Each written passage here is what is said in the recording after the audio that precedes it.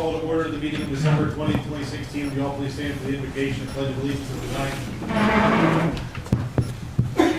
Lord, bless those who hold office in our government, help them to do their work in the spirit of wisdom, kindness, and justice, and to use their authority to serve the citizens faithfully. In your name we pray. Amen. I pledge allegiance to the flag of the United States of America and to the republic for which it stands, one nation, under God, indivisible, with liberty and justice for all. Roll call.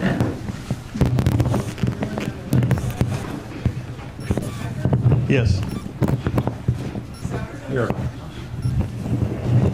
Here. Here. Here. Here. Here. Here.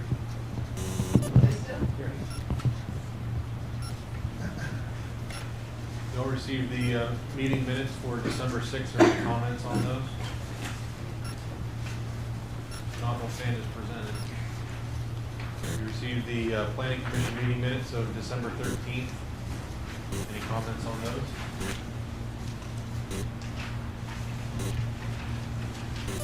Is there anyone here this evening who would like to address council? We're ready to the manager's report. Okay. So I put a couple schedules in your packet. One is the water treatment plant, kind of a Gantt chart to show you what's happening and when that project will finish up. And then also the 714 chart too. The installation of the north water main has been slow. We do have a meeting this week about the schedule. I'll let you know at the next meeting about that. We have a public hearing today to consider Planning Commission's recommendations on the proposed amendments regarding the signs, and that's on the agenda. I did place a sample in your packet of the information guide that Planning Commission has been working on. So that was the red, it was just kind of stapled together. But this is the quality that it's going to be. I actually received this from Sittler's. So it will be, the middle fold-out page will be the zoning districts. So people will be able to see exactly what's going on in it, and that'll have a key. I'll pass this around just to show you the quality, that the intentions of what we're trying to do. And then if, when we change the sign ordinances, we'll be able to put that kind of the overview in this packet. And it should, for timing, it should work out pretty well.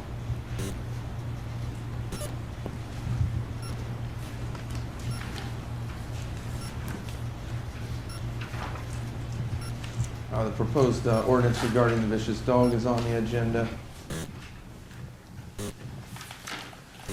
And then I did mention before where Brian was at the mayoral's training and mentioned that there's a medical marijuana sale moratorium on that. I don't know that it was in everybody's packets, but I did provide it here. So I don't know if and when you want to have a conversation about that, maybe right at the end of this manager's report, or maybe we'll go back to that. But Dan's done some research just since Friday when you guys got this, so I think we have some answers for you. Street department, we've used 200 tons of salt so far. We used 450 tons last year. So it's pretty unpredictable. But the salt bins make it manageable, so we're still on track. We're not worried about running out of salt. We have salt, and we have a good plan, but just to show you that it's pretty inconsistent. Now, I know last year was a pretty light year, but we had to order some, and we'll be fine for the season. We made our final pickup of leaves for the leaf season. I think overall it went pretty well. Plowing and salting as needed. That ice is, pretty tough to manage, and that's why that's why we use all the salt. So we've been servicing the trucks and plows as needed, and we have all the trucks are in service. The wastewater department, they're preparing the end of year reports, and they're preparing a pretty large job this year with that filter media change out. There's some preparation to do that. And they had some flow meters at the service, flow meter serviced and calibrated at the plant as well as the water department too. Attended a weekly job meeting at the construction site out there at the water plant, and then 2 new employees out there did reach their lab certification for the EPA, so that's good. Park and Cemetery, they've been working on Joy Christmas lights as needed. Been doing snow removal. They had a meeting, Park Board had a meeting last night, and Frank and Terry have been working on a budgetary list with the Park Board on that. And they prepared the pavilion reservation schedule for the 2017 season. So I guess first business day of January, you get a lot of calls. So we have to start booking those. Have to have that prepared. Electric department, 2 shipments of transformers come in for that north end voltage conversion. We've been gathering customer information of the businesses on that north end and the residents, and we're going to try to kind of give an informational flyer out to the people that would be affected, so they kind of know, what we're doing out there, and they're not surprised. Very few outages, but they'll be limited. But we've had a pre-construction meeting, and we told them that we need to keep our residents and customers informed of what's going on when we do make conversions. There was a pole hit. I believe it was on Heck Road, sheared it off, and there was no outages, but the guys came out and replaced that pole this year. Mike's Tree Service, if you looked over at the fire department, we removed some trees over there. One of them had fallen earlier in the year and took down the wires going over to the fire department. So I guess to get back to the medical marijuana, so Dan, you found that we can put a moratorium on it. You can, the law provides, the law is passed by the legislature and signed by the governor, allows cities to either place a moratorium or to limit the location of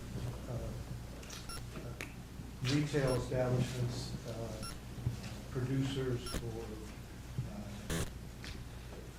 anyone who's involved in the production end of this business. But you can also prohibit it. You can just say you can't have it in town. So I've got both ordinances ready. You can either put a moratorium on it, and wait and see what the state does in terms of rules and regs, or you can just prohibit it. It's pretty simple. Then you can have that done by next Now, month. that doesn't prevent people who are legitimately using it, possessing it for medical purposes. Just not the It's, sale. it's selling and producing the product within the city.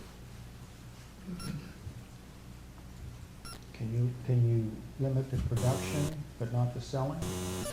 Or do they go hand in hand? You can limit the production in terms of where you allow it to be done, that kind of thing.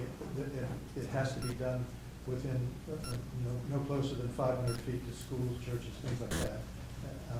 That's kind of standard boilerplate stuff. But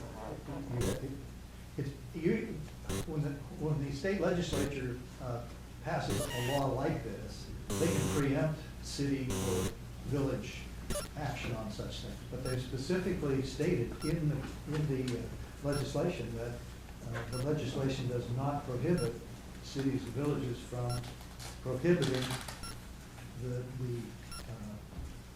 retail end of this business within the city or village.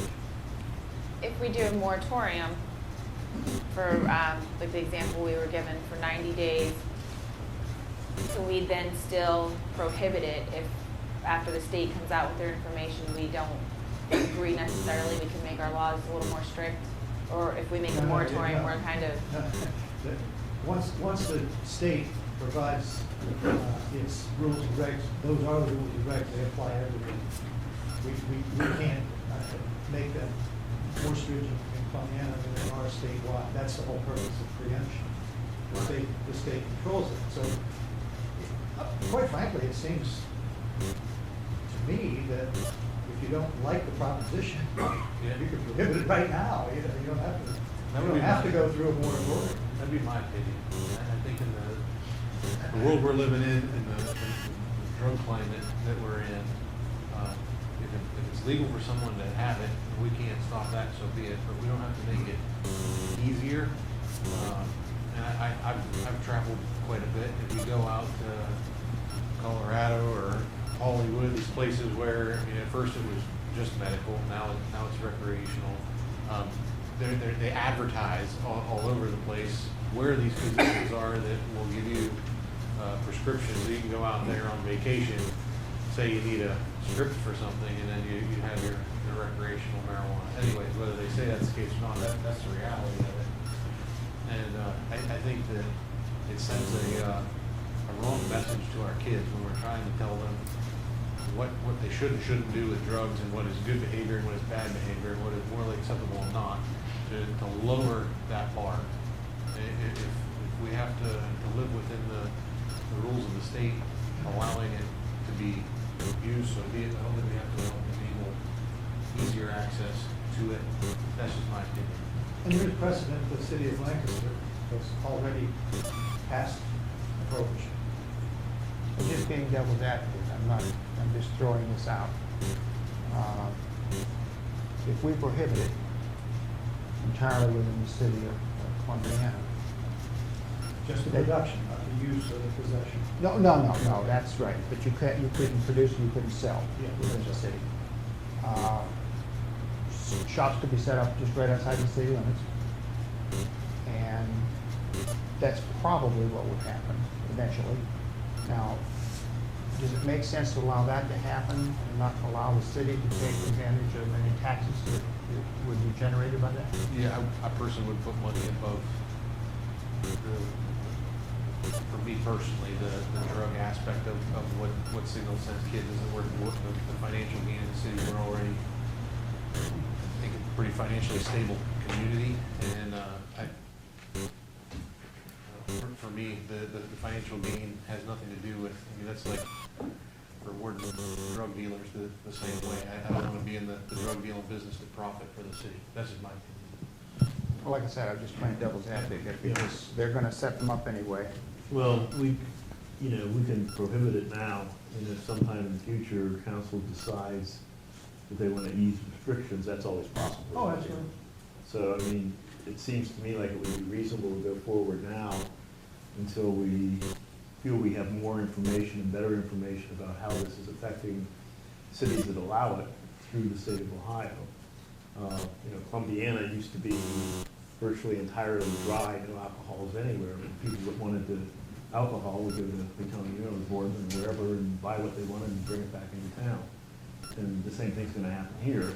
But I still don't see any reason why we need to encourage it to happen here.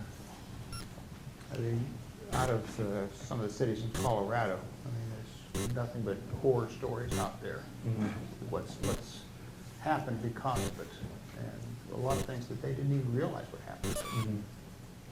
yeah, I'd rather be a little more strict in the outgo and then ease up as the years go by if we find out that things can change and would still be beneficial to everybody. I don't know, I think we send the wrong message. We even have an officer on our own police department here that spends time throughout the schools teaching, talking to the kids so that they can make the right decisions. I'm just not an advocate of any of that in our town. Dan, you said you had the ordinance ready now? Not tonight, Not because we tonight. didn't know if you wanted it. We could have it ready for you next council. I'd like to make a motion that we have that ordinance prohibiting it hometown ready for the next meeting. We don't need to do it prior to the first of the year. I mean, I don't know, I'm just wondering. No, I don't see any, I don't see this as an emergency measure, because if someone did approach the planning commission between now and when the ordinance is passed, seeking to establish a production facility or a retail facility for medical marijuana in Columbiana, the planning commission would simply say, it's on hold until we have Well, further study. So we'll have a council meeting before then. Oh, yeah, so I don't see any, and to our knowledge, no one has even broached the subject, so I don't see it as an emergency, but 2 readings should be more than sufficient to get it done in a timely fashion. I'll second that motion. Any comments? Deanne? Yes. Souter, Yes. Kane, Yes. Liston, Yes. Fox, Yes. Newman, Yes.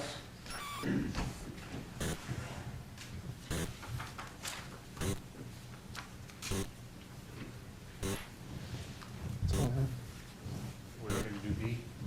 Oh, I'm in on my manager report. Okay. Yeah, so we got the chief here. Yeah. Oh, I'm sorry. Oh, I'm sorry, we're past. That went longer than I didn't even look up.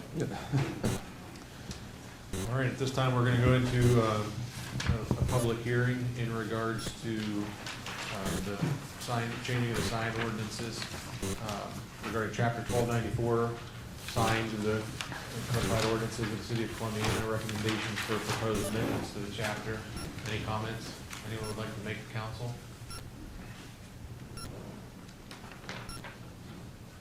Not hearing closed. I do have a question. Under temporary signs, Mhm. It's on the agenda later on, we probably ought to discuss those questions then. sounds good.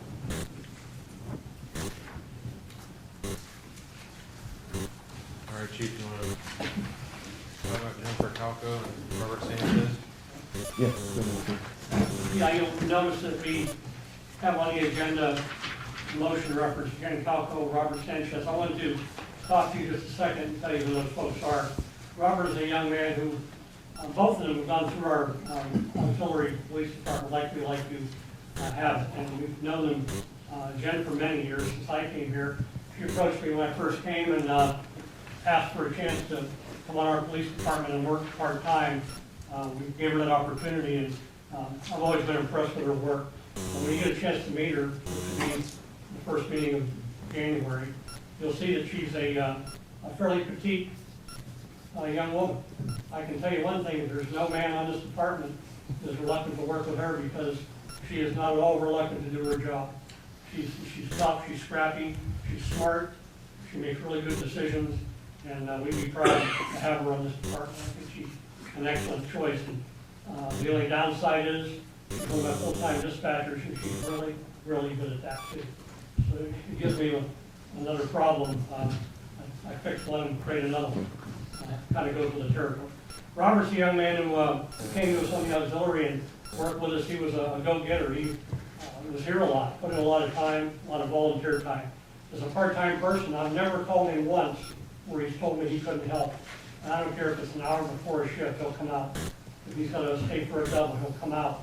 If he has to help a guy out on short notice, not a problem. He goes out, he does the job. He is a very polite, well-mannered guy. He's got a college degree. He's intelligent. The only problem he's got is he's new. He has a little bit of learning to do, but I think he'll be a really good choice. The 10 people the Civil Service Commission sent, these, in my opinion, are the top 2 candidates far and away. So I think that both of them would be an excellent choice. I would answer any questions the council may have.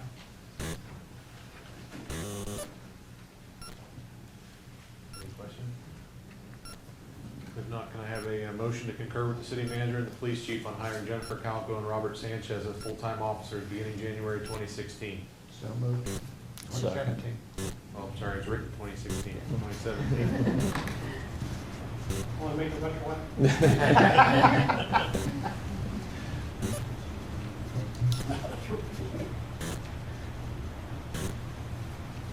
Any comment? Roll call? Souter? Yes. McBain? Yes. Liston? Yes. Cox? Yes. Noel? Yes. Becker? Yes. I don't mean to be rude, but I just want to, can I text her soon as the city will find out?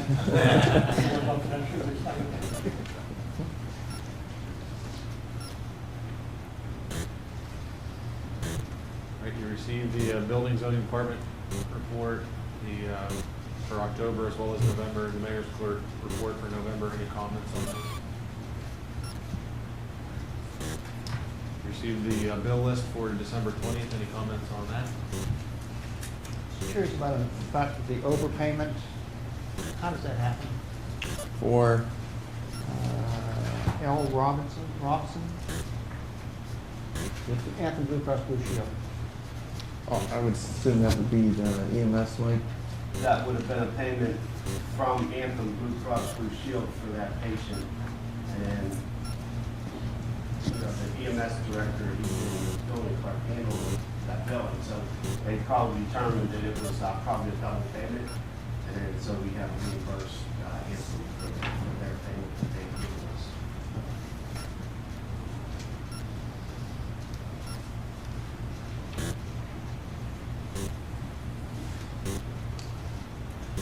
Any other comments on the bill list? No, moving to old business. Due to the length of the ordinance, can I have a motion to read them by title only? Second. Ordinance number, I'm sorry. Yeah. Roll call? McBain? Yes. Liston? Yes. Cox? Yes. Noel? Yes. Becker? Yes. Souter? Yes. Ordinance number 16-0-2892, second reading. An ordinance amending appropriation ordinance 16-0-2857 by adding $10,000 in the general fund, $20,200 in the cemetery fund, $6,500 in the park fund, $3,000 in the street fund, $310 in the enforcement and education fund, $50,000 in the sewer fund, $7,000 in the income tax fund, $300,000 in the electric fund, $10,000 in the water fund, $5,000 in the emergency medical services fund, $200 in the unclaimed monies fund, $100 in the self-funded health insurance fund, $225 in the bond retirement fund, $2,600 in the special assessment bond retirement fund, all for the payment of recurring expenses as they may arise. So moved. Second. Any comments? Deanne? Liston? Yes. Cox? Yes. Noel? Yes. Becker? Yes. Souter? Yes. McBain? Yes. Ordinance number 16-0-2893, second reading. An ordinance to make temporary appropriations for current expenses and other expenditures of the city of Columbiana, state of Ohio, for the first 3 months of the year 2017, ending March 31st, 2017. So moved. Second. Any comments? Have roll call? Cox? Yes. Noel? Yes. Becker? Yes. Souter? Yes. McBain? Yes.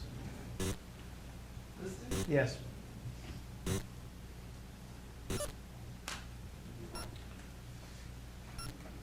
Under new business, ordinance number 16-0-2894, first reading. An ordinance amending chapter 618, section 618.01 of the codified ordinances of Columbiana, Ohio, and repealing any other ordinance or resolution in conflict herewith. So moved.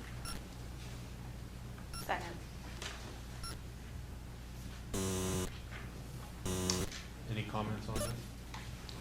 Well, we have received a lot of emails and other stuff from people mostly outside the city, as far as I can tell, about whether or not we ought to be doing this. Personally, I don't see anything wrong with removing breed-specific information about dangerous dogs. The other issue on the other side would be whether or not we wanted to totally ban pit bulls altogether, or other breeds that might be considered very dangerous. But we don't have any history, and I guess that can change very, very quickly, of problems with pit bulls. I know there's a couple of them in town. I don't know how many, but there's at least one. And so I'm in favor of breed specific, and if someone wants to consider a total ban, I'd be open to discuss it, although I don't know that that's a thing that we need to do. Dan, Are you for breed specific? I am for removing the breed specific references. the language as it reads currently doesn't prohibit anyone from owning a pit bull, correct? No, you just have the insurance problem. Right, so, I mean, the facts that were emailed to me, I mean, you get it from both sides, obviously. This says that pit bulls killed 28 Americans in 2015, all other breeds combined killed 6. With 2 unknowns that could have been pit bulls. In 2016 so far, there have been 25 deaths by pit bulls and 4 by all other breeds combined, totaling 53 people killed by pit bulls compared to 10 by all other breeds combined. While pit bulls are only 45% of the total population, they've killed more than 5 times more than all other breeds combined since January 1st, 2015. Well, those numbers are, it's distressing that they are one of the breeds that cause the most deaths, but it's nowhere near the number of people who die from falling off a ladder or traffic accidents or. But we're not saying that they can't have them. What we're saying is they got to ensure That's right. that they have that breed. Well, that's what our current ordinances say. Right, so you're requesting that we remove it so people can have them and not have the insurance, is basically the No. only difference. Yeah, that's the only difference from our Dogs existing don't, ordinance. they don't have feelings that care about what our ordinance says. No. But if they have a dangerous dog, if the dog is considered dangerous for, I don't remember exactly what it said in there, what consisted of being a dangerous dog without reading back through it, they would still need to have the insurance, the liability insurance in that case. Right, you still, if you have a vicious dog, regardless of breed, Yeah. you have to have the insurance. That's one of the things the insurance companies ask now, before you ever get your insurance. What, do you have an animal? What kind of animal do you have? And if it's a dog, they want specifics on that dog. And they charge you more for your insurance if you have a dog that they consider to be any level of being vicious. They want you to have more insurance, and they demand it. I mean, I just personally don't see anything wrong with the language we already have. It's not telling anyone that they can't have them. If it's mathematically and statistically proven that they are more likely to cause a problem than other breeds, I don't know, we wouldn't want someone to have insurance on them. And again, it's not saying they can't have it.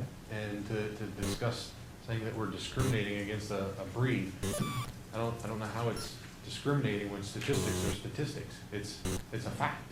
It's not discriminating. I mean, my personal opinion, while I won't have a vote unless there's a tie, I would be completely against changing this, because I don't think it's stopping anyone from having the pet that they choose. It makes them have to be financially responsible if they do have it. And the statistics are on the side of the ordinance that we already have in place. I don't think we've had any incidents. I don't see there's a reason to change it, other than to bend to the will of a couple of people that don't live in town. I don't disagree with anything you said, it all makes sense. I just, for what it's worth, and I'm not a dog expert, but I do believe that pit bulls have been used in an unusual way by lots of people, trained to be protective dogs, trained to be fighters, trained to be, they're a breed that's amenable to that kind of thing. That, I don't know that affects those stats, but it might. Well, one of the things that is a problem with pit bulls is the nature of the way they bite and then shake. It's very difficult to get a pit bull to release a bite once it's bitten someone, that grabs a leg, an arm, or whatever. And it has a very high crush factor with its jaws. So, I mean, those factors alone are something that causes it to cause damage to pets and small children and adults for that matter. Some of the reports that I saw, they want the owners to carry that, I forget what they call it, some kind of a stick. Red stick, Yeah. red stick. It goes into the jaw and forces the jaw open in Mhm. case this happens. Now, that to me alone is scary when they want you to do that. Mayor Blakeman, next week.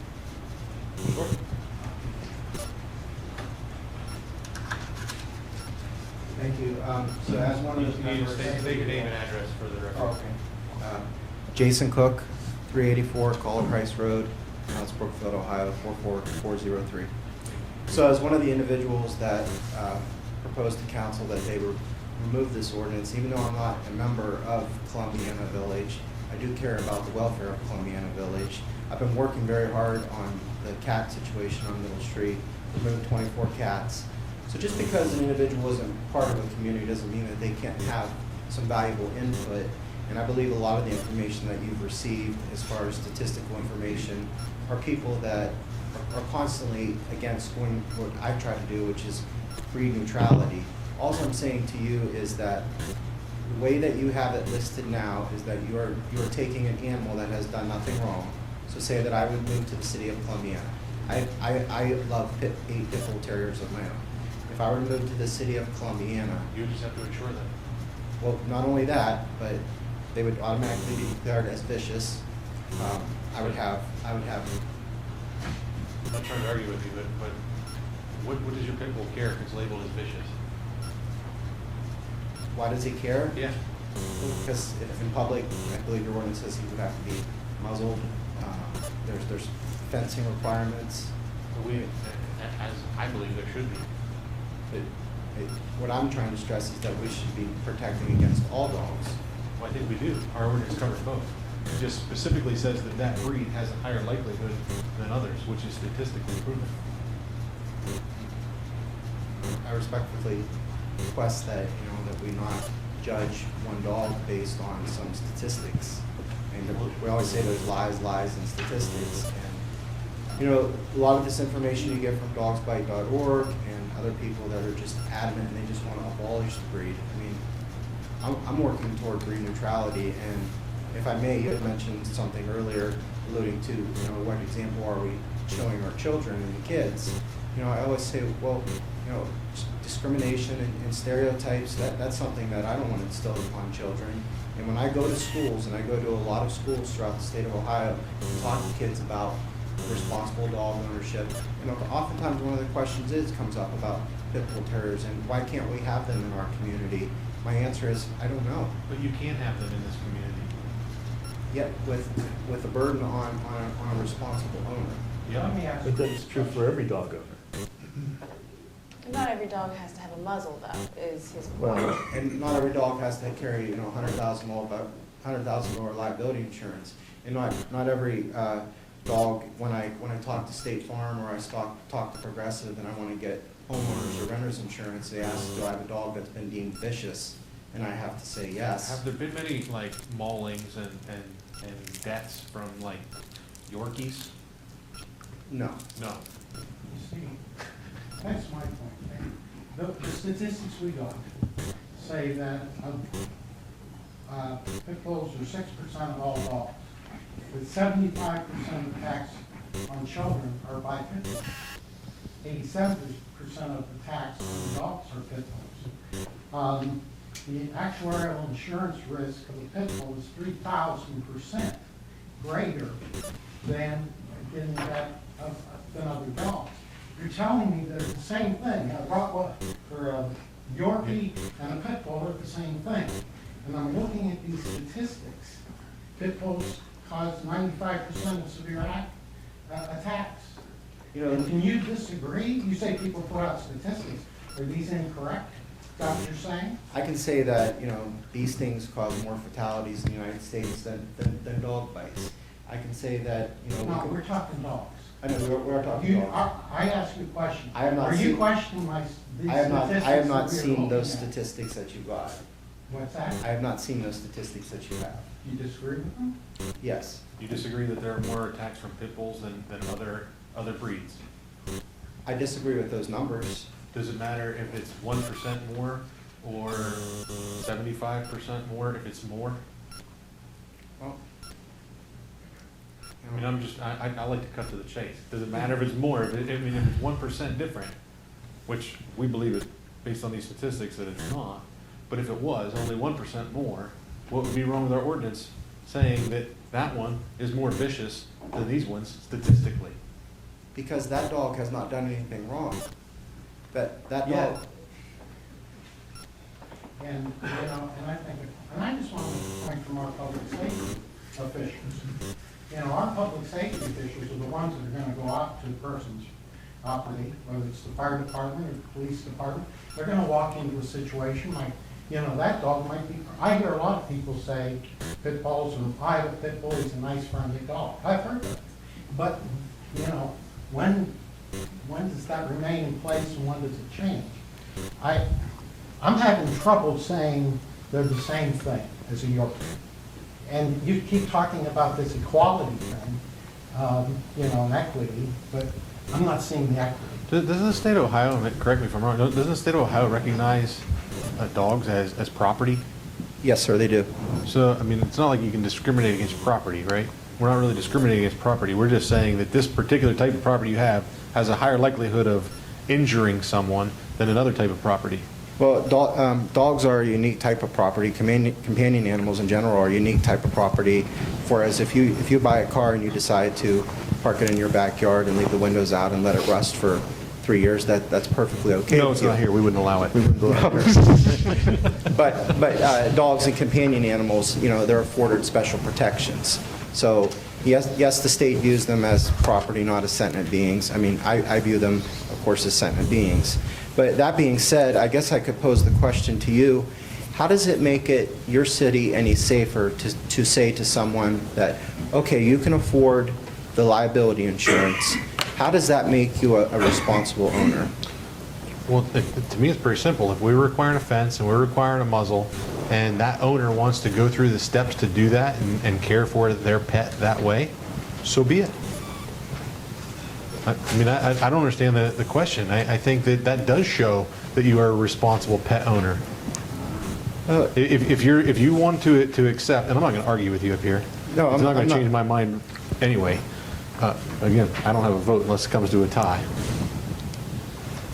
If something is deemed as statistically more vicious than another, and you say, we as a city want you to have a fence, we want you as a city to have a muzzle when that thing's out, and you do it, I think you're showing that you are a responsible owner for something that is more vicious. We're not saying you can't have it, right? What about for the people that might live in a apartment complex or a condo and maybe can't do these appropriations? And what about the people that possibly can't afford this type of insurance? I'd say if they can't afford that, they might not be able to take care of it that way. They may not be able to afford the dog. That's what I'm saying. They should have a different kind of pet that they I can don't- afford. I would don't think also they- like to clarify something, because we keep talking about muzzles. In our ordinance, this statement right now says that while the dog is off premises, the owner, keeper, harbor, so shall have a leash or tether not more than 6 feet length, et cetera, and do at least one of the following. Okay, the first one is have the dog in a locked pen with a top. Second one is have it unleashed, tethered under the control of a person. And the third one is muzzle. So that's one of 3 things that the person could choose to do. The dog doesn't necessarily have to be out on a muzzle just because he's out being walked or whatever. So I think it's important to clarify that. Now, our particular other dog ordinances don't allow you to walk a dog off leash anyway. But you know, the key there is that it needs to be someone who is physically capable of controlling the dog. And that, so you're not entrusting it to a 10-year-old kid or a 5-year-old kid. It's probably going to be an adult or someone fairly strong. So some of the things that you've been saying aren't exactly what our ordinance says. Okay. And Mayor Blakeman, to get back to what you're saying, if you can't afford that type of dog, I mean, there are plenty of large type of breeds of dogs, Dobermans, Rottweilers. I can't imagine that because an individual can't afford the insurance for a pit bull terrier that they couldn't afford to feed a Rottweiler or a German Shepherd or a Husky. So I'm not really sure how that. Maybe we should add those too. I, as a runner, fear dogs. I've been chased by 3 dogs within city limits. One happened in front of our police officers, and they actually stopped and dealt with it. I don't have any problem with pit bulls. I think they're a beautiful dog. I think that they are, I've interacted with them, they can be wonderful animals. However, just like the little tiny terrier that chased me and nipped my ankle, that pit bull can do the same thing. And I don't want to take any risk. If I had it my way, nobody's dog would ever be outside without a fence in its yard, because I'm tired of being chased by dogs. I'm tired of maybe my kids being with me and being nipped at by dogs that are not on a leash as they're supposed to be or maintained in their yard like they're supposed to be. I think any chance of a risk with a pit bull, any dog, is just too much to allow out there. Well, it also raises another question, because you were also the ones that provide us with all the information about anti-tethering. And if you don't tether a dog, then you pretty well probably ought to have a fence. I know I would not keep, my dogs would not stay on the property if I didn't have a fence. Or if they were tethered. They have to be one or the other, because Huskies, when given a chance, run. Yeah, no dog should be allowed to run at large. Right. Exactly. So the fact that someone who has a pit bull is supposed to have a fence, or in our ordinance they could be tethered, safely tethered, is just the normal, sensible thing to do to any dog. There's 937 municipalities in the state of Ohio, and there's currently only less than 100 that have any type of breed discriminatory legislation on their codified ordinances. So we have 837 municipalities that operate quite safely, and they have breed neutral ordinances in effect. And that is all I'm asking, is that why don't we put laws in place that protect people from all dogs? We do. It's already there. I think we've heard enough. I mean, I have. Yeah, call the question. Yeah. Could I have a roll call, please? Look, Yeah. yes. Okay, your motion was? Well, I read It was ordinance amending Okay. chapter 618, and it was seconded. So if you don't want to amend it, you vote no. If you want to amend it, you vote yes. Right, voting on ordinance 28. Okay. Noel? No. Becker? No. Souter? No. McBain? Yes. Liston? No. Boggs? No. Thank you. Noes, fails. First reading.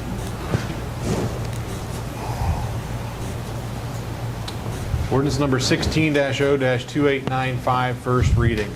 An ordinance amending chapter 1294 of the Planning and Zoning Code of the Codified Ordinances of Columbiana, Ohio. So moved. Second.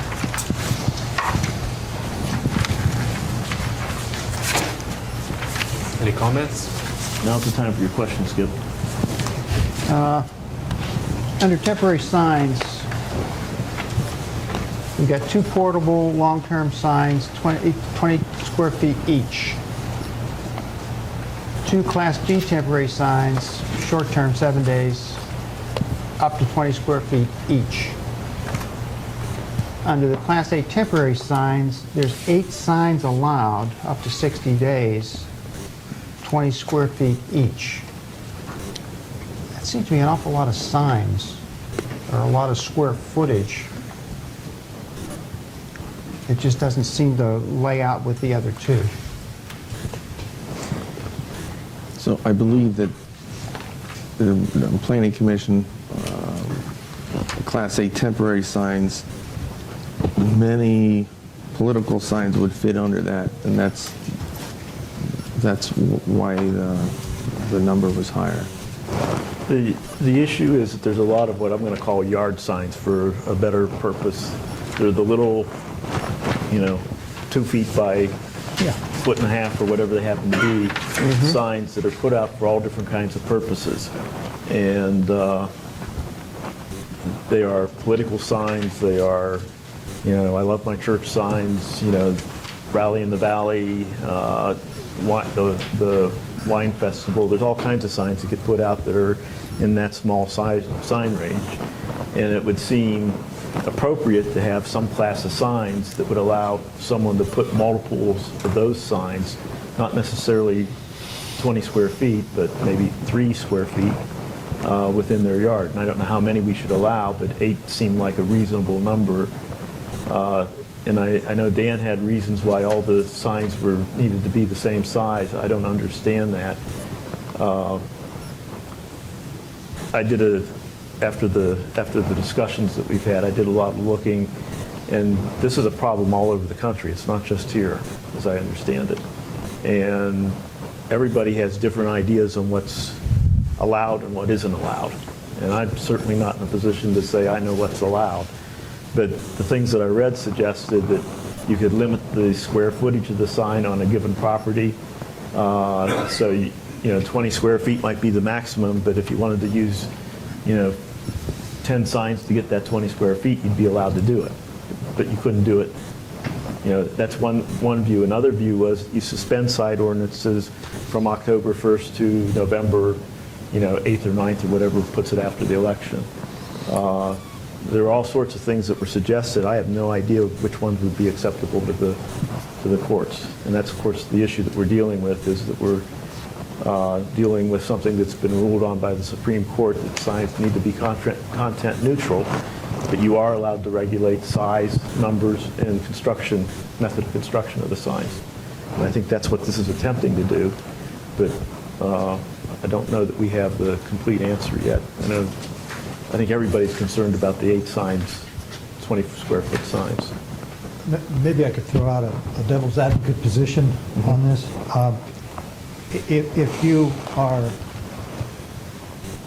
attempting to resolve this issue by looking at the season in which signs are most prolific, which is usually the political season,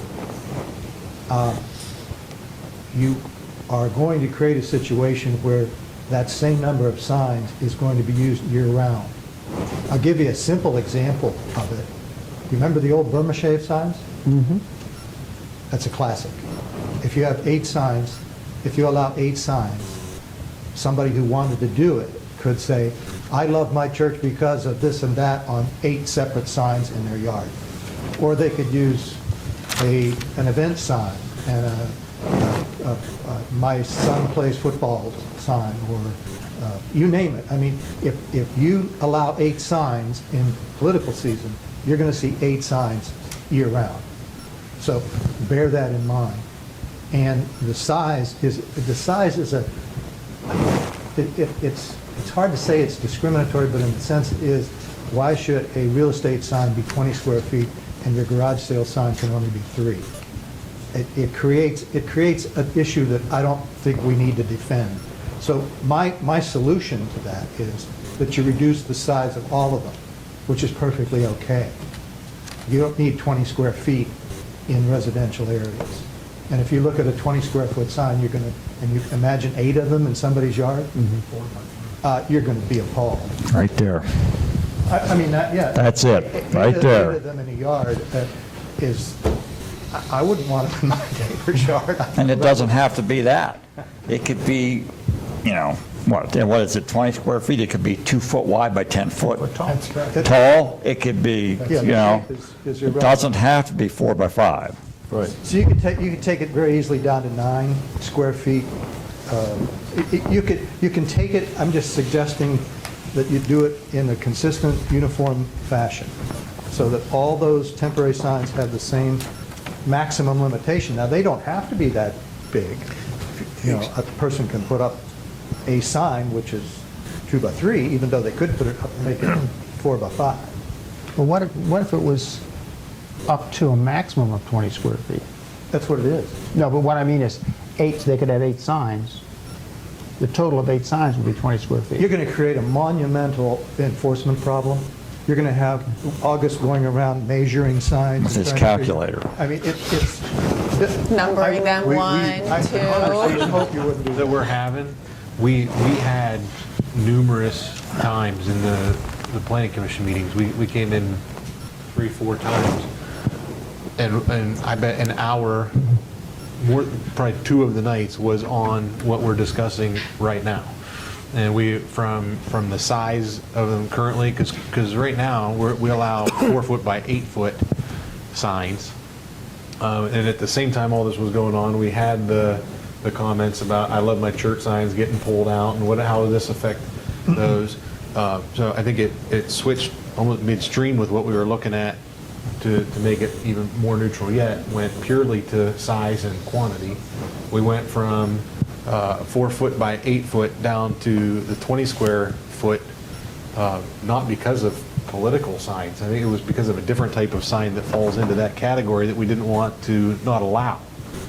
And was it the Is the real estate? it was the real estate sign, I think. No, the real estate signs are portable signs. They're the longer lasting I'm signs. trying to remember what type of sign we were discussing that was 20 square foot. I don't remember. How did that? How we got to 20 square? Well, I can tell you how, because that's the size of the permanent signs in that district. But it doesn't have to be that, that's what I'm telling So you. we could take that one class of sign and say that All the, like, we could have 8 of those up You can to take- 3 square feet or 4 square feet. I recommend if you take one down, you take them all down. So you could take, now, we're only talking about the residential and agricultural zones. We're not talking about commercial Right. signs. But if you could take the portable Class A and Class B signs down to 9 square feet without doing any harm whatsoever. If you look at the All the average temporary. political sign, Yeah. Well, all the temporaries it comes in the out to residential. 2.6 square feet, Yeah. if my math is It's correct. like 18 inches, 12 by 18s or normal. It was 18 by 24 or something like that. Yeah. But if you look at that versus the 20, then you can put quite a few signs in any one given yard residentially. And the So- reason we came up with 8, we looked at all different political seasons. I mean, during an off-year election in Columbiana, you have, you can have unlimited people running, but you've got three seats on council. It could be 10 people running for those 3 seats, but you got 3 seats on council. You've got Mayor. 3 plus mayor plus 3 on school board, and that's our local election in Columbiana. If you look at a presidential year, you've got your senators, your congressmen, all of your House, like Ohio rep, Ohio We had State 2 Senate. commissioners plus That- all the other offices. It actually goes higher than 8. So I mean, we spent probably a half hour trying to figure out how many would be good. Some of us wanted more, some of us wanted less, and we settled on an 8 as a compromise. Okay, so eight's a good number. That wasn't my point. My point was. I'm just explaining to everyone up 20 here how we yeah, came to that. 20 square feet, a sign, times 8 in a yard. 8 of them. I could wall off my whole front yard with signs. They can only be up for a month though. Yeah. Well, even at 9 square feet, you're looking at signs that are bigger than that. Yeah. You know, Be 3 by 3. 3 by 3. That's, I think that's bigger than 3 by 3.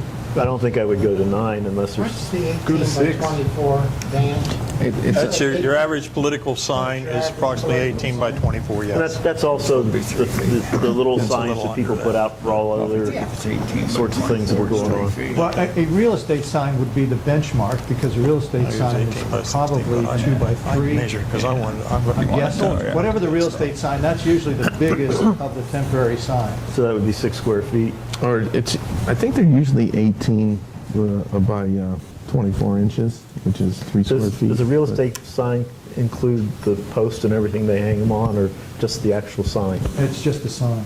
Okay. And they'll put that sign up that says Remax, blah, blah, blah, and then below it, They'll hang other things. they'll hang another thing on it, that's another sign. Another piece we talked about, maybe this had some of the size, but I still don't think it completely comes into play, but like on, where 7th Street is, the church there is always advertising stuff in that yard, and it's bigger. I've seen some like 4 foot by 8 foot signs, which would completely eliminate that. So be it, those all went into discussion of why we got to where we were. But I do see that property having 8 signs or whatever. That particular property, yeah. That particular That's a property prime property piece. will have You know, 8. if the church, for example, wanted to put up a sign that would be like 20 square feet, and we were going to allow 9 or whatever. They'd be over it. Well, they can put 2 up.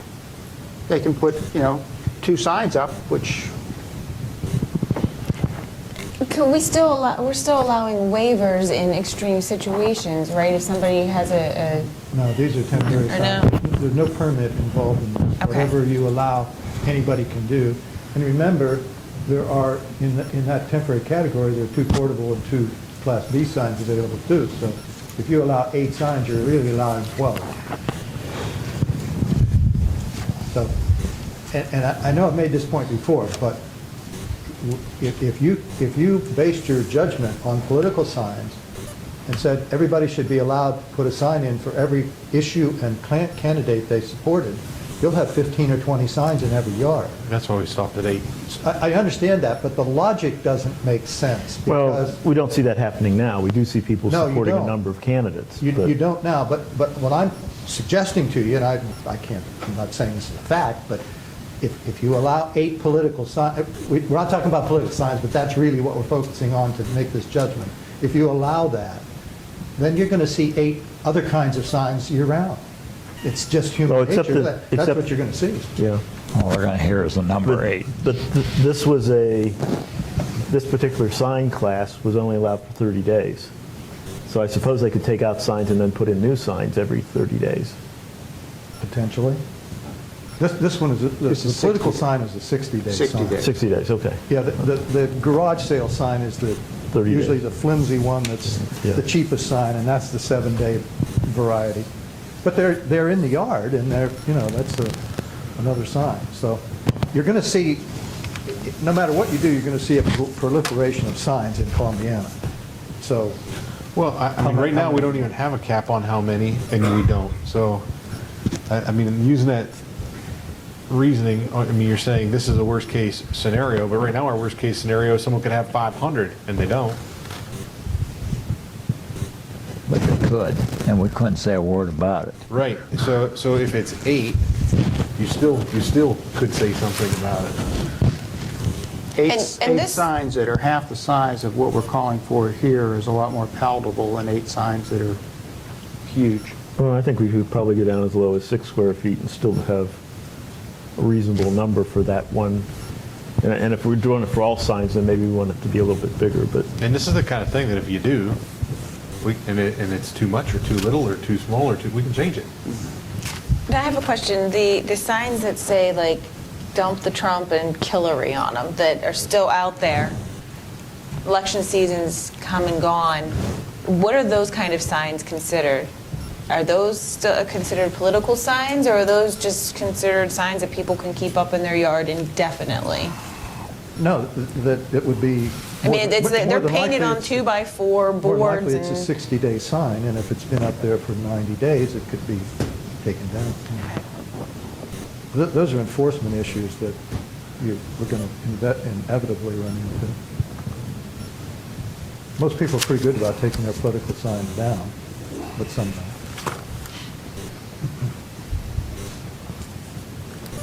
How's everybody feeling about it? If we change the size, guy wants to make his own sign, a 4x8 sheet of plywood split into 4 is 8 square feet. So if you went 9, that's a reasonable, if we change it. Yeah, I'd say either 9 or 12. you guys want to make a motion one way or the other to amend the ordinance? I'll make a motion to amend the ordinance to no larger than 12 square feet. For residential zones only. Yes.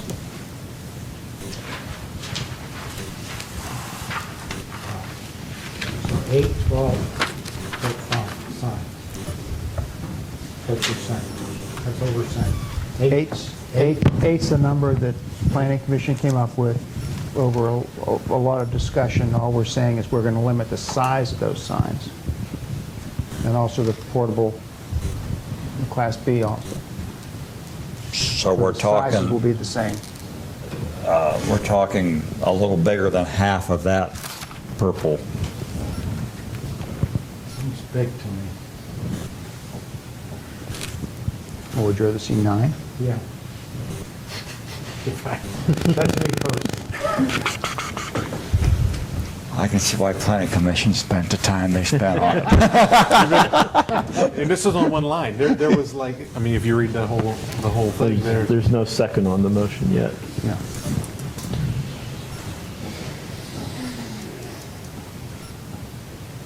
Without a second, can we still discuss?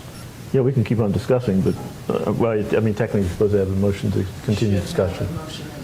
If you don't get a second, then your motion fails, but someone else could make a new motion to change it to 9.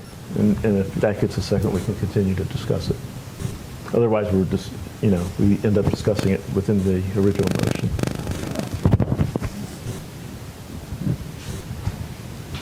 Anyone else want to make that a motion for 12? I'll second it just to keep discussing it.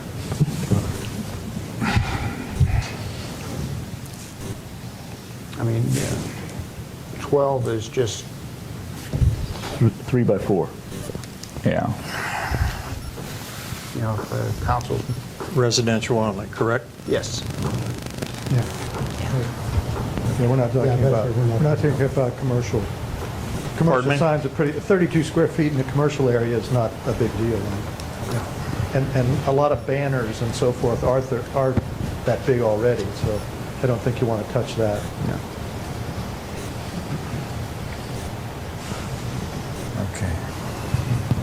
Okay. In terms of this, if you want them to be 12 square feet, you should vote yes.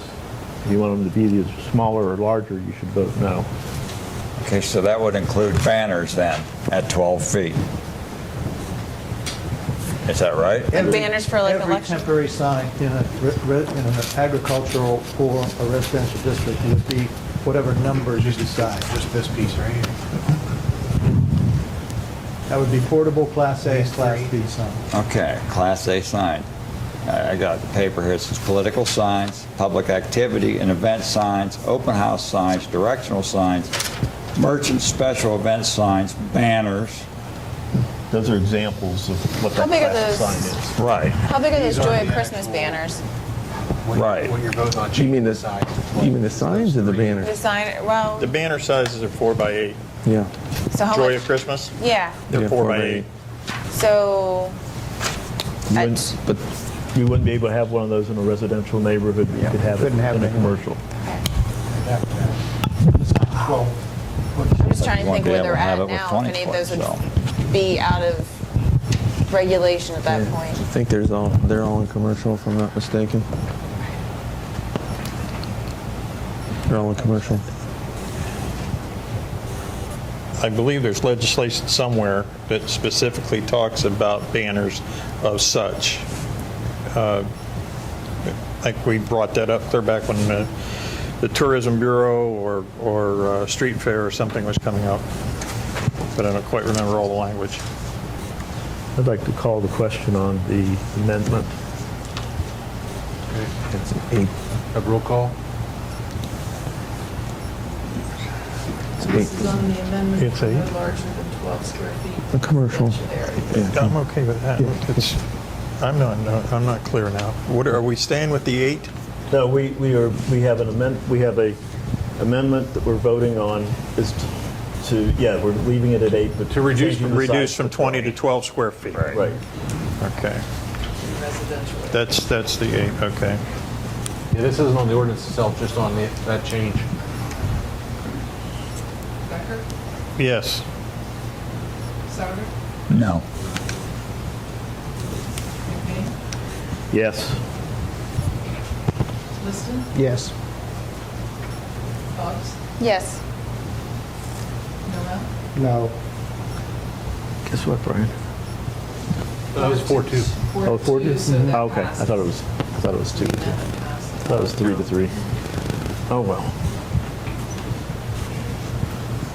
I probably would let you get it smaller. Now, that's the So 60-day it's failed. one, right, Ted?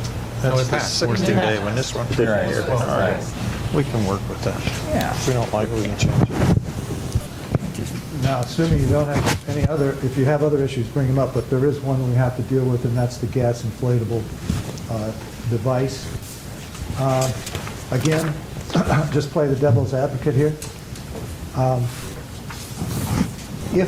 If you believe that gas inflatables are unsightly and distracting to drivers and pedestrians, similar to individuals wearing costumes, dancing around the street, come do this, come do that, if you find that to be, that's the kind of thing we're talking about. Then you have to question whether or not there's any justification for their use at any time.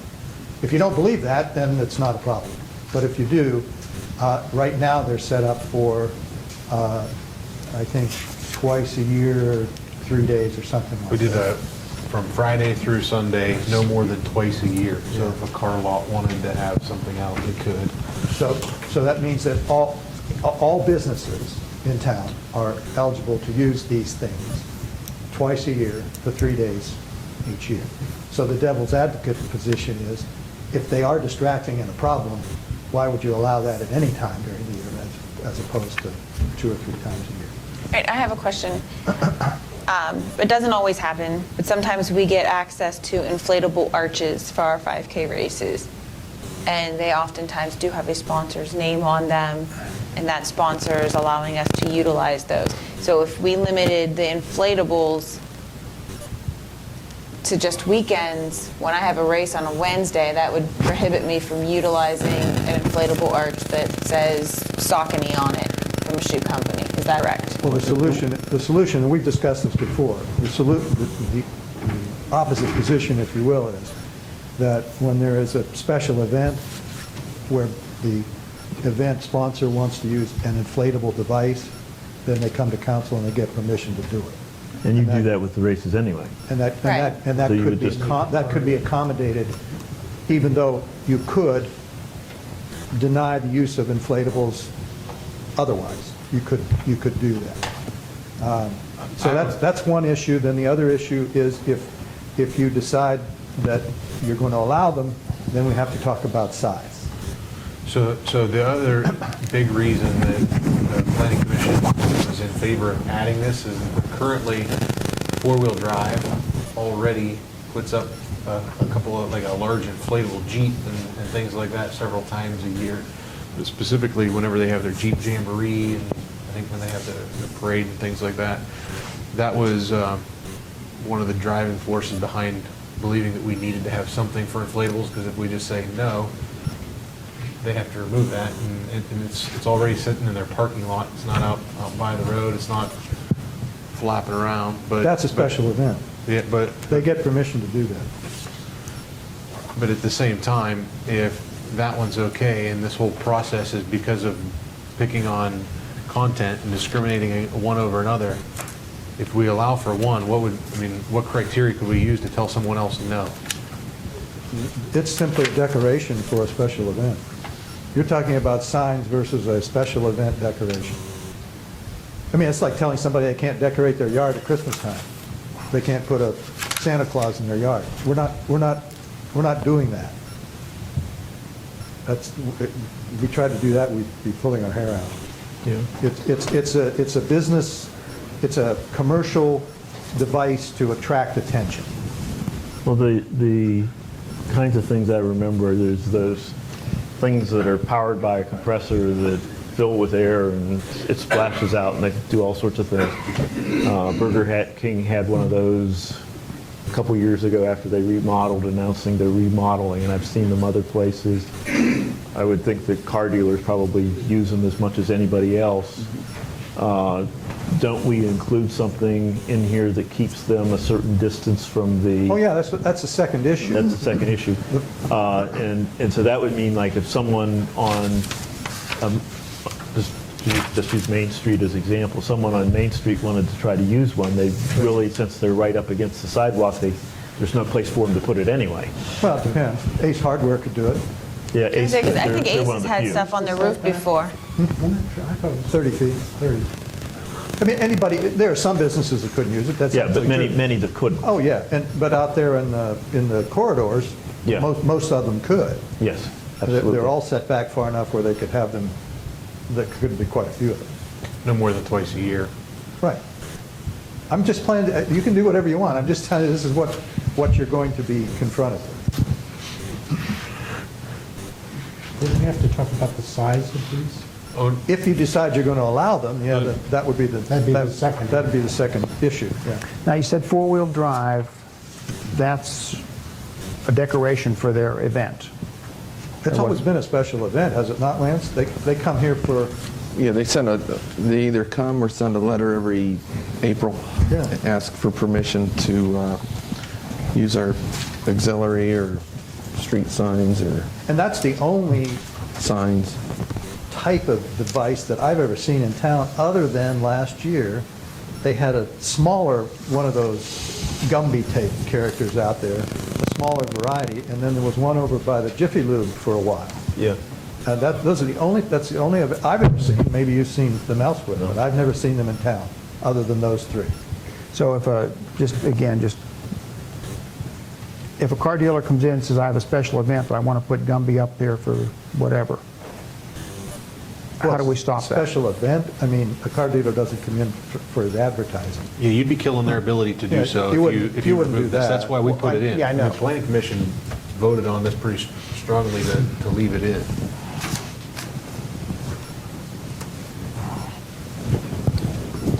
Well, just to close the issue, I'll make a motion that we take it out. And I hope nobody seconds it.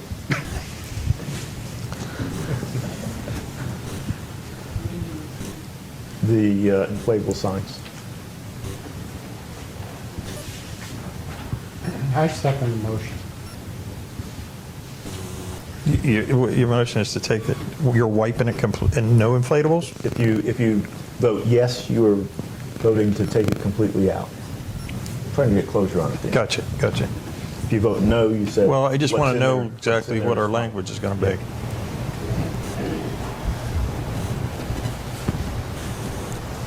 Can I roll call? This is on the motion to amend the ordinance to remove gas inflatables. Sauber? No. Rigby? No. Liston? No. Boggs? No. Noel? Yes. Becker? No. Motion failed. Now you have to decide on size.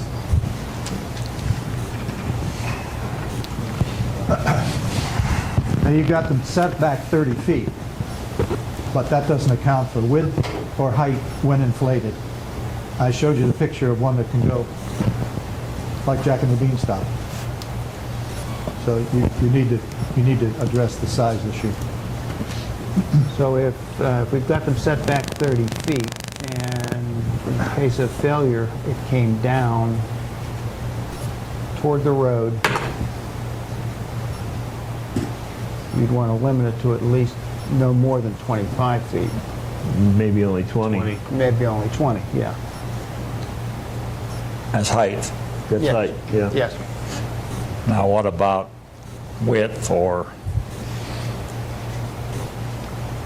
Well, Lance, how wide is a normal road here in town? A lot of roads at 46 feet. I mean, the alleys, the typical alleys, 20 feet wide. You know, if you're talking 40 or 60 feet right away. With the right away. seems reasonable. With the right of way, yeah, 23. Yeah, 23 is well. Is that satisfied? Yeah, you got the depth with the 30 feet. If it falls That would- backward, it's on. that would keep it- But I guess it's getting out to the road. Yeah.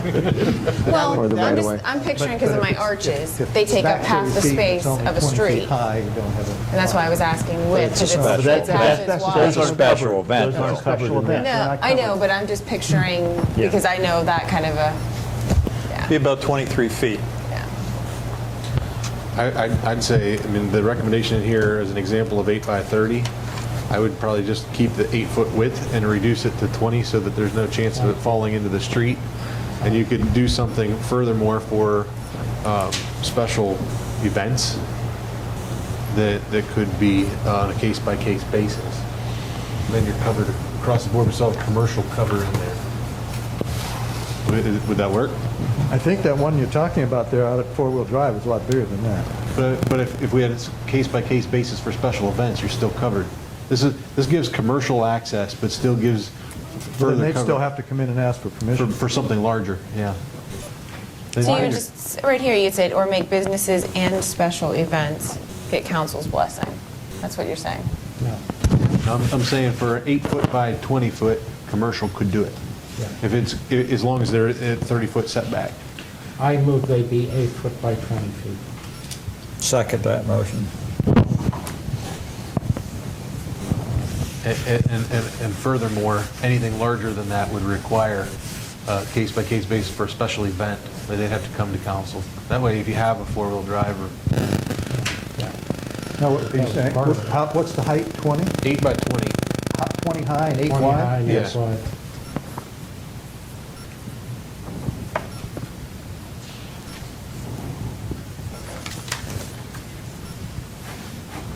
and special events that wanted something different would have to come to council on a case-by-case basis.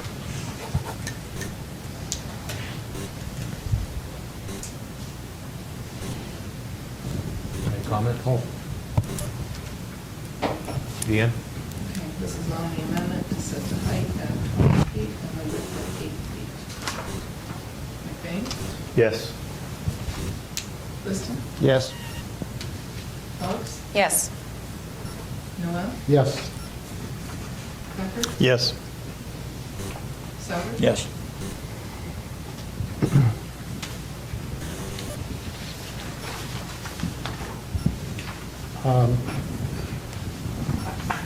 I would just like to throw out that one of the things we dealt with here, the city council had to deal with, the issue of murals. I just want to make sure everybody knows what this sign legislation deals with murals. It definitely deals with it, but I want to make sure we get on record. And I hope everybody understands how it is spelled out in the ordinance. But it is addressed. They will be, it is addressed in the sign ordinance. I don't know if anybody wants to say anything about it, but I just want to go on record, just making sure everybody's aware of that.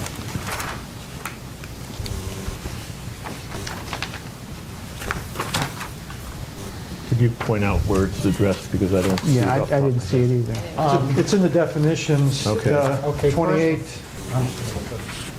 28 definitions, mural means a hand-painted, hand-tiled, or other similarly created or digitally printed on the exterior of a wall of a building. And it would be treated as any other type of sign, and it would be subject to the size dimensions that are set forth in the permanent sign sections. 1294.05.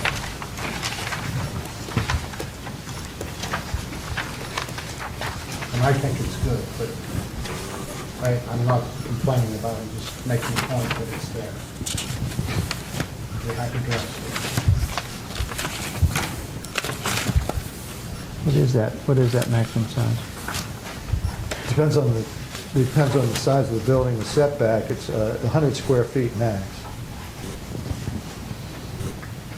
And then there's another situation, I think, where it could be 150, I'm not seeing it right offhand. But 100 square feet under normal circumstances, or 10% of the face of the building, whichever is larger. How's that going to affect the portraits or murals or whatever you want to call them that are going to go up on the side of the building that depict the history of Columbiana. Good question. Dan told me that wouldn't affect it, because it'd be, That's a painting, that's, They're it's not not attached painted to- on the wall, it's a separate. lithograph, Yeah, it's gonna be like bracketed. and it's a city, it's being donated to the city, and then, so the city is treating it as a gift of a painting to the city, and the city's putting up on the wall. I mean, hanging it there, it's not painting it on like a mural. It's gonna be on like a canvas that will be stretched and Right. bracketed across the wall, Okay. rather than painted like onto a brick. So it's essentially an art object that's being donated That's to the exactly distillery. We're donating to the City. city, it'll be hung. So if Picasso had decided to put his things in Chicago here instead, It'd be good. it'd be good. Okay.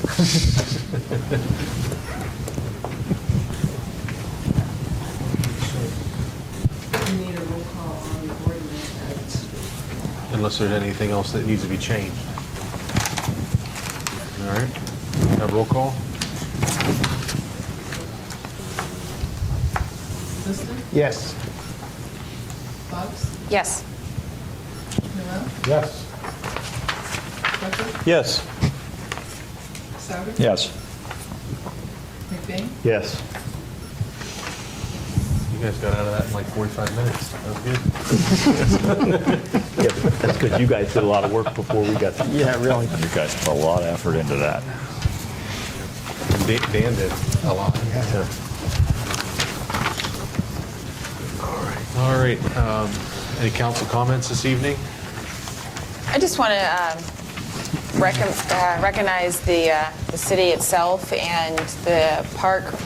We had our event this last Wednesday, and we had snow, and it froze, and it was icy, and I have to give a lot of credit to the city for going out there and making sure that things were safe, not only just for our runners, but ultimately Joy of Christmas was open, and people are going to be traveling those streets as well for that, and they really worked hard and did a good job with what they needed to do. I'm glad you got to experience that, because I get to experience it all the time with other departments. You know, I call them and ask them to do sometimes crazy stuff, and they're just out doing it. So It was great. You know, I was out there physically running the course the days before, the day of. I was out there running and, you know, seeing the street crews out there working was good. I was out shoveling snow, and I watched the plows go by, and they honk and wave. It's nice. I'd like to bring up the chicken in town deal. It's getting kind of popular around. I see Perrysburg was in the paper with it. I'd kind of like to know what council's feel is on that. You know, I've been getting a lot of questions asked, and I sat at the kitchen table one Sunday morning, and I asked the wife, I said, how would you feel if the neighbors got chickens? She says, I don't have an opinion. She says, I wouldn't care. And I just kind of like to know where, you know, what council's opinion is, if they got a feeling on it. My opinion, and anybody that's asked me, I've made my opinion very clear. I have no problem with having somebody having 5 or 6 chickens, not roosters, in their yards, because you have to maintain them the same way you would your dogs, and people have rabbits and pot-bellied pigs and stuff like that that are considered companion animals on a regular basis. I had chickens growing up, and they were a companion animal to me. I didn't eat them. I showed them. They were a fancy, you know, pet for me, and I have no problems with that. So that is out in the open. That's my opinion. My opinion, again, it only matters if it comes to me. I think that there's no place for it in the city. I think that there is a organic farm right outside of city limits if anyone wants to pick up eggs. I think that we have ordinances that protect residential areas and define them differently than agricultural areas for a reason. Chickens is one of them. I think it would detract from property values in the state of our city and currently growing. While it feels good to be able to say you allow chickens so that people can make their own eggs, you're also reducing, in my opinion, property values. I personally wouldn't pay more for a home that had chickens next door than I would for one that did not. And my opinion is that the state of the city growing right now, all you do is run the risk of slowing it down to save the price of a carton of eggs. The chickens I raised were not raised for eggs. They really were not, I mean, all chickens lay eggs, but they were not egg-laying breeds. They were designed for show. And, I mean, we would grease up their combs and oil their feathers and things like that. They were pets. So And you kept them in the house? Actually, we did keep them in the house at times. At times or all the time? Depending on the weather. But I mean, I grew up out in the country, so, and I get understand, that. but we're not in the country now. But you have to remember that not so very long ago, Columbiana was not a city. And you have a lot of people who are looking at the city of Columbiana and going, well, we still live like as if we live out in the country. So you have to take into consideration that those people have When I their drive down viewpoints and Main stuff. Street or any one of the residential neighborhoods, I don't feel in any way, form like I'm driving through the country. It's not country, but we're still considered semi-rural out here. We're not considered a, If you allow chickens, you won't be semi-rural, you'll be very rural. I'll disagree, but. I guess I have sort of mixed feelings about it. I can conceive of having some places where they're totally restricted. You know, I can't imagine having them in an R3 or maybe even an R2 zone, but there may be people that in R1 zones that have enough land. You know, if you're 500 feet from your nearest neighbor, should you be restricted from having chickens? I don't know. The only thing I do know is that my wife is totally against it, so I'm against it too. I couldn't picture asking a single one of my neighbors in Firestone Farms if they want chickens running through their backyard or their neighbor's backyard. Well, I think they'd have to be confined. They would have to be You wouldn't confined. allow them to be free range. It would just be like dogs. You don't let dogs run into a neighbor's yard, and you wouldn't let chickens run into your neighbor's yard. Oh, I think dogs listen a little better, maybe. Not mine. They make shot collars for chickens. I got an invisible fence for my dogs. They make those for chickens. I was born and raised in the country. We had chickens. But I've got to say, you kind of have to make your mind up. Do you want Columbiana to grow? Or do you want to keep it the way it is? If you want to keep it the way it is, then you can do chickens, things like that. If you want it to grow, you want it to prosper, I think you've got to start looking toward city status, if you will. I agree with the mayor that it's going to be a lot harder to sell your house, or it's going to be a lot harder to bring people in to have them build houses or buy houses if you got chickens running around next door. So I think it really comes to that. If you want the city to grow, you have to start thinking along that with that mindset that you got to limit those things. If you don't want the city to grow, then you don't have to worry about it. I think that anybody that wants to have chickens and thinks we ought to pursue it should come to council next meeting or some future meeting with and make a motion that we amend our ordinances and we can settle it once for all officially. Mm-hmm. And it's nice to hear what people are thinking, but that's really the proper way to get at it. All right. No, I agree. I mean, no matter how much I want something or would love it, ultimately it comes down to does the residents of our city support it or not? And if they really want it, this room will be full of them next meeting. Chickens? Well, maybe. Well, it comes down, in my opinion, it comes down to what you guys are kind of saying, the neighbor thing. You know, I know there are people that want to have chickens. I mean, I've heard from them too. But the fact is, then I talked to all my other neighbors and they're like, no, I don't want to have chickens in my neighborhood. So I got the different, you know, and so it comes down to a perspective. We have how many households in Columbiana? I don't know, 2,500 probably or something. And my point is, how many of those 2,500 people want to have, you know, chickens in their neighborhood? And, How many We have 3,200 accounts. But how many people have chickens in town as of? three that I know of. Only 3 that you knew of a month ago? Correct. Okay. So but I agree with you that if people want to pursue that, there's avenues to do it. Yeah, to me, it's the same as the dog discussion we had tonight. There, I mean, it's a non-issue that's been made an issue because of enforcing other things in town. If you have a handful of people that have or want chickens, and you have thousands who aren't busting our doors right now saying, I need a chicken, why make it an issue? Well, and the thing is, if we were to suddenly allow it, we may have a whole lot of people in here saying, no, don't allow it. We don't know. Yeah, well, you put it in the paper, you're gonna talk about chickens, you're gonna have a room full of people that want them, and no different than your sign ordinance tonight, you're gonna have no one show up until it's too late and they complain. That's the reality. So, no different than anything else, we got emails from 100 people that you sent your email out to saying, send this form letter to this council. We got the same emails from your opponent saying, send this form letter to council. It don't matter what the issue is, there's always people on both sides of the fence, and it doesn't always come down to what every person we represent wants. It comes down to what we believe is probably best for the direction that it's going. Make a decision, move forward, and lead. Any other council comments? I had one quick one. I wanted to say thanks to the Morning Journal for putting Kenny in the paper today. I did not know it was going to be there. I didn't want to be associated with it.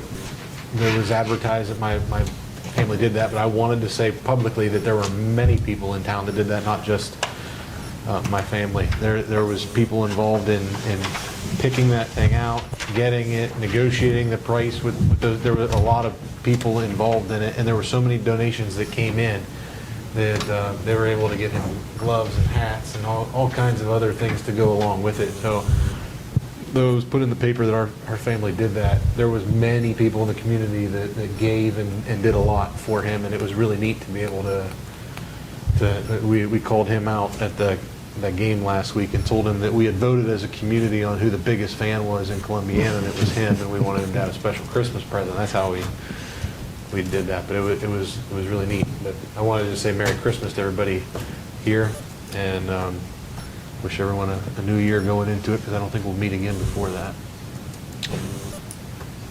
Not unless someone calls a special council meeting. We got signs, chickens, and marijuana. We can do any one of those. All right, I think we have an executive session. Will there be action afterwards? No.